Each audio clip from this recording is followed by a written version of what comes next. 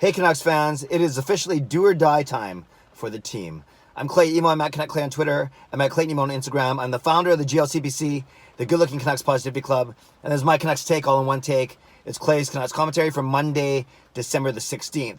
Took a day off from vlogging yesterday. I meant to, but it was a little late coming back from Jacob's bowling tournament in the States. He did very well, came 10th out of 60, and this included young people, youth up to 21 years old. So as a 16-year-old, very proud of his performance. Averaged 191 against some very, very tough competition. And while he didn't win any money from the standings, he did win $120 in the brackets. Basically, you can put in money for all these side bets where they match you up randomly against other people.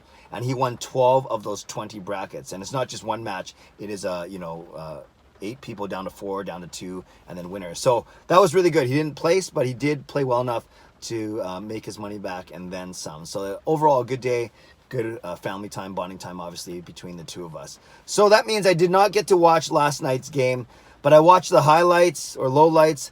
I've read enough, and I can talk about it pretty safely. And when I say it's do or die time, I'm not panicking. I am not losing hope. I'm not losing faith. But I am being realistic because the Canucks, with 36 points in 34 games, are 4 points out of a playoff spot. Now, 4 points itself is not insurmountable. And the Canucks do actually have games in hand on everyone in the Pacific Division that's ahead of them. So at least one game in hand. So they win that game, then they're only 2 points out even. And then, they're still in the conversation, obviously.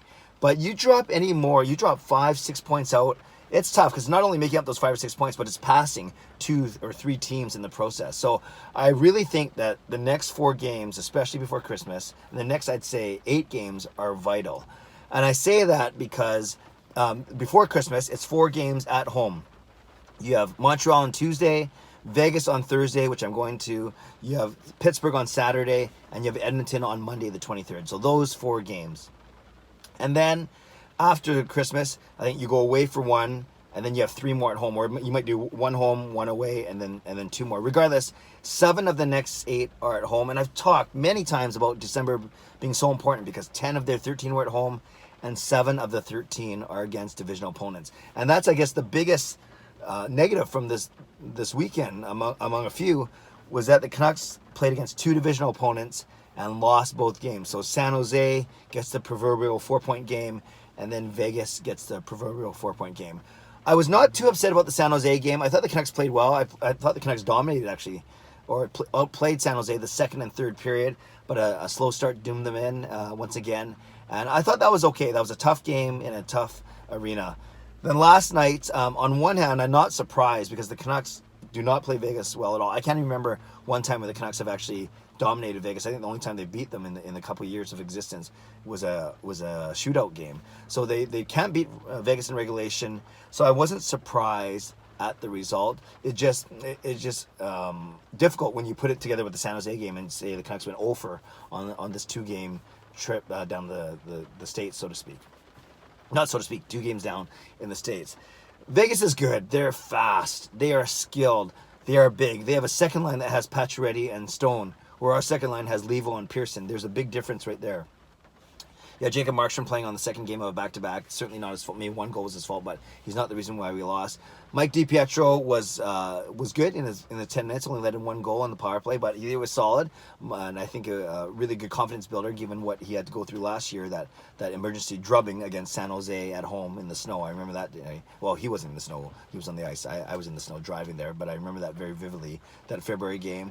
And, there were a couple positives. I love the effort on Pettersson's goal. I love the effort on, by Quinn Hughes on Brock Besser's goal. Nice finish by Besser. Certainly like the effort on Jake Virtanen's goal, showing his speed once again, ripping down that left side and showing good, nice touch around the net.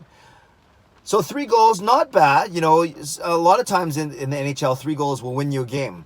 But not the way, and actually, before I move on to the flip side, 3 goals was good for the Canucks, given that the game before that, they only scored 2 against San Jose. The game before that, only 1 against Carolina, and that was in overtime. And before that, only 1 against Toronto. So the Canucks had only scored 4 goals in the past 3 games. So it's nice to get 3 last night. And that, as I was saying, sometimes that's enough to win, but it's not enough to win when you're playing defense the way the Canucks are playing. And it's not just Jordy Ben. It's not just Tyler Myers. Even Quinn Hughes has a gaff once in a while.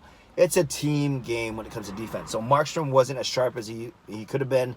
I mentioned some of the defensemen didn't play that well. And gosh, the forwards, you look at their gap control, you look at their poor awareness of what's happening. You could say Gaudette showed poor awareness on that Pacioretty goal. You could say Horvat showed very poor awareness on that Stone goal. So those are a couple, even strength ones. Then there's power play goals as well, where you can't really fault forwards often because that's the whole point of being a man disadvantage, right? But at 5-on-5, the Canucks need to play better. They need to have better defense from all 6 guys, all 5 skaters plus the goalie. They need to have better structure. They need to have better gap control. They need to have better fight, better willpower, all those things, battle level, all those things. And I don't know what it's going to take. Now they're healthy. They got all their forwards healthy except for Ferland, basically, and he wasn't that effective. So you have all 12 of your forwards healthy now. Now we're going to have to see decisions like Eriksson or Schaller as healthy scratches. You're healthy on the blue line except for Edler, and he'll come back hopefully in the next week. And then obviously you're healthy when it comes to number 1 goaltender, but we want Demko in. But Demko to recover as much as we want to see DiPietro developed. But really, you're healthy up front of the 12 forwards. So is there enough jam? Is there enough defensive awareness with this current forward group? So all in all, I'm still the president and founder of the GLCBC. I'm very positive, but you guys know me, I'm very realistic as well. So do I think the Canucks can make the playoffs? Of course I can. They're only 4 points out, like I said.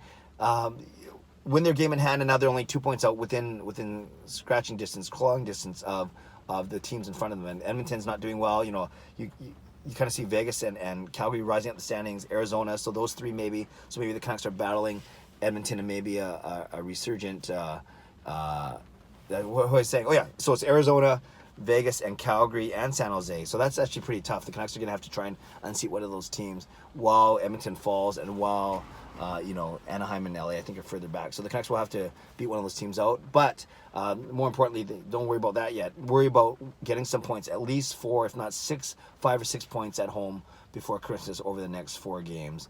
And also make my Christmas carol better received if the Canucks are winning. But I'll get to that later in the week. I got a special surprise for all of you. Okay, I probably said too much already. Let me know what you think. Are you encouraged? I don't think you're encouraged. Are you discouraged? Is the sky falling? Is it do or die time? Am I being over dramatic? I don't think so. I'm trying to be realistic. But the Canucks need to make some hay over these next 4 games, all at home against marquee matchups. You got Montreal, you got Pittsburgh, and then you got 2 divisional ones in Edmonton and in Vegas. So 4 massive games. The Canucks can build on their offense, at least 3 goals against Vegas, against a good goalie, against a good team.